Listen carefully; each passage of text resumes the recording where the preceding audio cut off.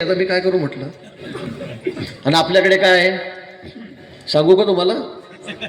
हां, स्वतः आहे 6 वेळा आमदार झाले, बरोबर आहे. MSCची निवडणूक आली, लगेच मुलाला उभं केलं, तो पडला. जिल्हा परिषद निवडणुकीत मुलाला जिल्हा परिषद सदस्य केला. आमच्या रक्षाताई आल्या, त्यांना पुन्हा त्या ठिकाणी जिल्हा परिषद सदस्य केलं, त्यांना सभापती त्या ठिकाणी केलं. दूध संघाची निवडणूक आली, आमच्या वहिनीसाहेब एका वर्षासाठी ठरलं 5 वर्षासाठी चेअरमन करून टाकलं. बँकेची निवडणूक आली, आमच्या छोट्याताई रोहिणीताई त्यांना एका वर्षासाठी ठेवलं, राजीनामा दिला नाही, 5 वर्ष त्यांना एका ठिकाणी ठेवलं. आता पुन्हा आमच्या रोहिणीताई उभ्या राहिल्या, दुसऱ्यांदा पुन्हा रोहिणीताई उभ्या राहिल्या. म्हणजे घरातलं एक बी सरस सुटलं नाही. आता ते त्याच्यात लिहून आलं तसं जोक की आपला नातू 4 वर्षाचा त्याला मॉनिटर करून टाका शाळेत. कशाला बोलायला तुम्ही या गोष्टी, मला कशाला सांगायला त्या गोष्टी. तुम्ही तुमच्या घरामध्ये 5-5 लोकांना तुम्ही पदं देत आहेत, नवीन आलेल्या. माझी बायको तर 91 पासून आहे. तुम्ही काय सांगता परिवारवाद याला म्हणतात. हा, मी माझ्या मुलींना दिलं असं 2 मुली त्या पुण्याला लग्न चालल्या गेल्या की आता यांना मला वारस करायचं आमदारकीचं. त्यातील लोक मला मतं दिली, माझ्या मतं सांगितले हो म्हणतील. का जावयांना देतोय का मुलींना देतोय.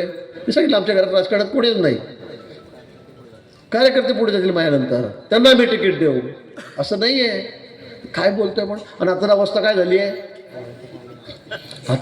झाली आहे, म्हणजे मुक्ताईनगरमध्ये वेगळा प्रचार, वरणगावमध्ये दुसरं चिन्ह, भुसावळमध्ये 3रं चिन्ह.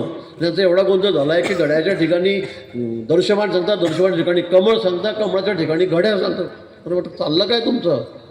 तुम्ही एवढे मोठे नेते, मी मुख्यमंत्र्याचा लायकीचा माणूस आहे. अरे हो ना, पण तुम्ही किती वेळा पक्ष बदलत आहे वर्षभरात.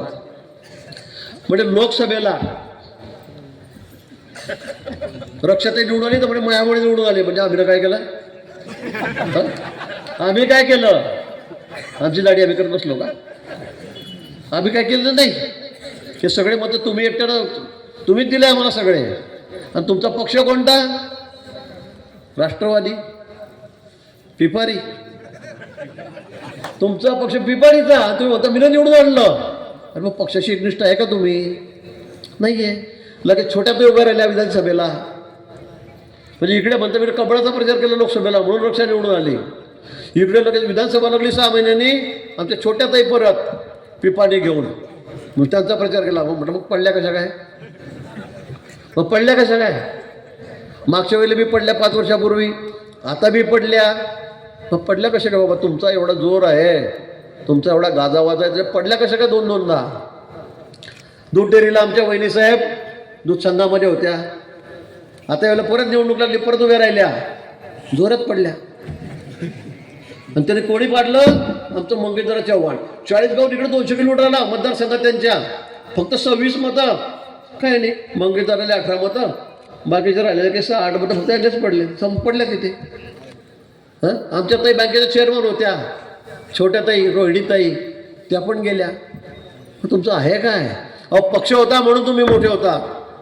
तुम्ही पक्ष सोडला, सगळं संपलं. पक्षापेक्षा मोठं इथे कोणी नाही आहे, कोणी नाही. जोपर्यंत पक्षात होता तुम्ही तोवर तुम्हाला लोक निवडून देत होते. तुम्ही निवडून येत होता. पक्ष सोडल्यापासून तुम्ही मला एक निवडणूक जिंकले का सांगा. तुमच्या कोथळी म्हणजे मी जिंकले का. 7 ग्रामपंचायत सदस्य आहे, 4 आपले 3 त्यांचे. मुक्ताईनगर नगरपालिका आपण त्या ठिकाणी आपला नगरसेवक आहे.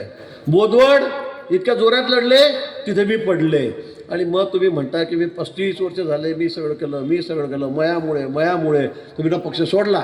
मग मयामुळे कुठे गेलं, असं नाही झालं. तिथं इथं एकनिष्ठ राहावं लागतं. आम्ही लहानपणापासून संघाच्या शाखेत जातो. आम्ही आमच्या विचाराशी कधी तडजोड केली नाही. आम्ही आमची आयडिओलॉजी कधीच बदलली नाही. आम्ही त्याच्याशीच टिकाप राहिलो. तुम्ही काय सांगताय आता. तुम्ही असं परवा म्हणे राष्ट्रवादी काँग्रेस फार इथे नाही आहे मुक्ताईनगरमध्ये, म्हणून मी एक बी जण उभा करत नाही. रक्षाताई म्हणे मला सगळे तिकीटं पाहिजे, 18 तिकीटं पाहिजे. म्हटलं घेऊन टाका, लढा. त्यांना दिले. लगेच हे म्हणता आता लढाई परिवाराची झालेली आहे. अरे म्हटलं पक्षाची लढाई परिवाराची कशी काय होईल, परिवाराची झालेली आहे. आता मी कमळाचं काम करतो, आजच टी व्हीत चाललो होतो. म्हटलं अरे काय असं काय, बेगाने शादी मी अब्दुल्ला दिवाना, चलो बजाव, मी बी नाचलो. असं चालेल का. तुमचा पक्ष वेगळा आहे. तुम्ही शरद पवार गटाचे नेते आहात, तुम्ही दररोज देवेंद्र बोलतात. पंतप्रधानावर बोलतात, आमच्या पक्षाला शिव्या घालतात आणि म्हणतात नाही आता मी कमळाचा प्रचार करेल. म्हटलं कशासाठी करेल? जबरदस्तीच. काय झालं वाटतं? वरणगावले गेले, कमळाले मत द्या. ते लोक म्हणतात अहो नाही बाबा आपलं चिन्ह कमळ नाही, आपलं काय झालं कमळ? तुतारी तुतारी म्हणे आपलं चिन्ह. भुसावले गेले ते कमळाला तू मत द्या. तेव्हा तू घड्या म्हणजे त्यांना समजत नाही मत कशावर मागायचे, कोणत्या काळात कुठे गेला. म्हणजे एवढी अवस्था जी या ठिकाणी झालेली आहे. म्हणजे एकेकाळचे आमचे नाथाभाऊ पक्षाचे मोठे नेते, मायामुळे सगळा पक्ष, मायामुळे सगळं.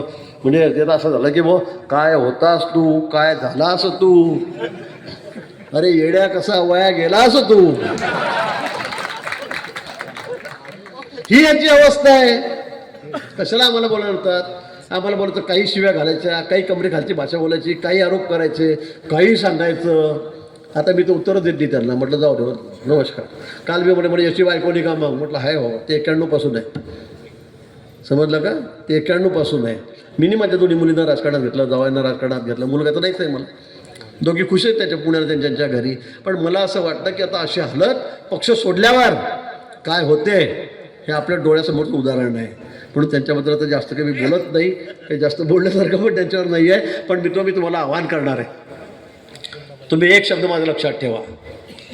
तुम्ही एकदा आम्हाला संधी द्या. 10 वाजायला 2 मिनिट कमी आहेत, 10 वाजता संपवावं लागेल. तुम्ही एकदा संधी द्या, एकदा संधी द्या. आमच्या संगीताताई आहेत, त्यांना एकदा निवडून द्या. सगळी आमची टीम या ठिकाणी बचत सगळी त्यांना एकदा निवडून द्या.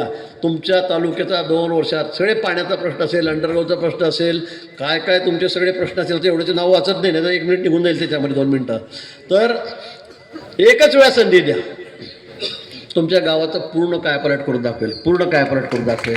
लोक म्हणतात ना जामनेर किती सुंदर आहे, त्याच्या बरोबरीमध्ये मी रावेरचा सुद्धा विकास करेल.